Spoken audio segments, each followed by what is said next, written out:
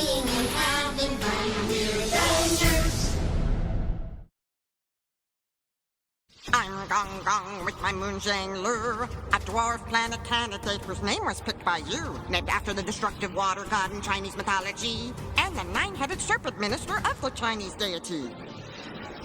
Discovered by Megan Schwam, Mike Brown, and David Rabinowitz. On July 17th, 2007, they discovered I exist. Using the Samuel Ocean Telescope to survey the sky, at the Palomar Observatory, they saw me pass by. 2007 OR-10 was the name they first called me, but astronomers agreed to let the public vote for one of these three. The names were Gong Gong, Hall, or Vili. The votes were counted, and Gong Gong won the majority. I was nicknamed Snow White because of water ice on my surface, but I'm actually red in color, so that name just didn't stick. I'm one of the reddest trans-Neptunian objects, probably because I also have methane on my surface. I'm Gong Gong with my Moonjang lure, a dwarf planet candidate whose name was picked by you, named after the destructive water god in Chinese mythology, and the nine-headed serpent minister of the Chinese deity. I live way out in the scattered disk, a region partially in the Kuiper Belt but stretching far beyond it. Still within the Oort cloud, filled with rocky, icy objects, Neptune scattered these objects around into highly elliptical orbits. I'm in a 3 to 10 orbital resonance with planet Neptune. For every 3 orbits I complete, Neptune completes 10. We're in tune. Pluto is also in an orbital resonance with Neptune. For every 3 orbits Neptune makes, Pluto makes 2. It takes 554 years until one Gong Gong year is done. I have an eccentric elliptical orbit around our sun. 34 AU is my perihelion, and I get as far as 101 AU at aphelion. I'm Gong Gong with my Moonjang lure, a dwarf planet candidate whose name was picked by you, named after the destructive water god in Chinese mythology, and the nine-headed serpent minister of the Chinese deity. One Gong Gong day is similar to one Earth day. I only take about 22 hours to rotate. Compared to other candidates, I have a slow rotation rate, which is probably caused by Shang Lu and tidal forces he creates. Long ago, I may have had cryovolcanism on me, where water from my interior erupted to my surface, you see. It's possible that I may have a very thin atmosphere, but confirmation of this isn't yet quite clear. I'm the 5th largest trans-Neptunian object known, approximately the size of Pluto's moon Charon. I'm still considered a dwarf planet candidate, but hope to soon be promoted to an official dwarf planet. I'm Gong Gong with my Moonjang lure, a dwarf planet candidate whose name was picked by you. We hope you enjoyed this episode of Meet the Dwarf Planet. Stay tuned for our next episode, Dwarf Planet candidate Orcus. We'll see you soon. Thanks for watching. Bye. Learning, playing, and having fun. We're Avengers.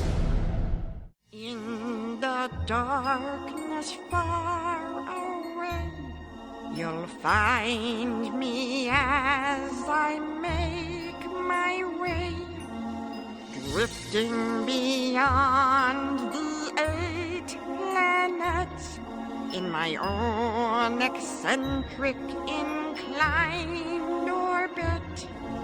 The Kuiper Belt is where I dwell, a mirror of one you know very well. I'm known as the anti-Pluto, you can call me Orcus though. Pluto and I may share some characteristics, but in many ways we are opposites. Across the solar system from each other, in mirrored inclined elliptical orbits from one another, mimicking each other from opposite sides of the sun. When Pluto's at perihelion, I'm at aphelion. When Pluto is close to the sun, far away I go. But when I'm near the sun, I cross Neptune's orbit, you know, because of our mirrored personalities. Pluto and I also have many similarities. My one moon, Vanth, is very large compared to me. Similar to Pluto and its moon Charon, you see. Vanth is probably a captured Kuiper Belt object because it is red in color and I'm not. We're as close together as a planet and moon can be. It only takes Vanth 9.5 days to orbit me. Another similarity to unfurl. We're both named after gods of the underworld. My name, Orcus, is Etruscan, after the underworld's punisher of the condemned. Vanth is the goddess that guides souls to the underworld below, like Charon, the ferryman of dead souls. They call me the anti-Pluto, you can call me Orcus though, with some similarities and differences to discuss. Let me tell you a little more about us. Astronomers refer to me as a KBO, a Kuiper Belt object spotted long ago. Officially discovered in 2004, even though I was photographed decades before. February 17, 2004 is when I was found by Chat Trujillo, David Rabinowitz, and Mike Brown. Later they realized that a sky survey had been done that captured me in pictures back in 1951. Another similarity to Pluto that is opportune. Both Pluto and I have a 2 to 3 resonance with Neptune. For every 3 orbits that Neptune gets, we both get to complete 2 orbits. I take about 245 years to orbit around our sun, very close to Pluto's 248-year duration. Many people wanted my moon to be named Porcus, so we'd be Orcus Porcus when people referred to us. Mike Brown found this amusing but wanted to be more serious, so my moon was named Ved, after the Etruscan goddess. I could have cryovolcanoes on me, that would be nice, which would explain why my surface is covered in water ice. They call me the anti-Pluto, you can call me Orcus, though, named after the underworld god that punishes the condemned. From the mythology of the Etruscans, candidate Orcus and my moon band here, across the solar system from Pluto like a mirror. I'm called the anti-Pluto because I orbit oppositely. When Pluto's at perihelion, I'm at aphelion, you see. I'm known as the anti-Pluto, you can call me Orcus, though, in a 2 to 3 resonance with Neptune. I hope to be made an official dwarf planet soon.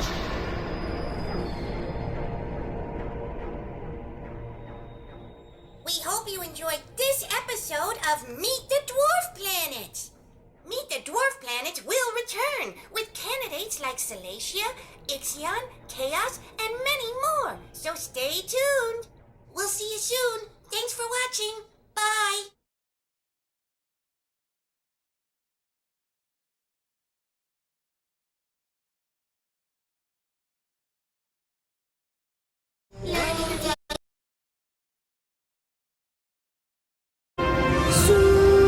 Supermoon, I become a supermoon. Scientists call it perigee syzygy 2, which means I'm a supermoon. Not only does it look like I change in size, but my color can change when seen through your eyes. Sometimes I look like I'm dark red in color, which could be because of smoke in the air, or when the earth is between me and the sun, it's called a lunar eclipse, and a blood moon is what I've become. Blood moons are really dark and creepy, a spooky sight we all should see, but my favorite full moon that I like to be is when I'm closest to Earth, at perigee. Supermoon, that's when I'm a supermoon. The closest I get to Earth when I'm full is when I'm a supermoon. Have you ever heard the saying, once in a blue moon? Well, that saying is about me, another type of moon that's full.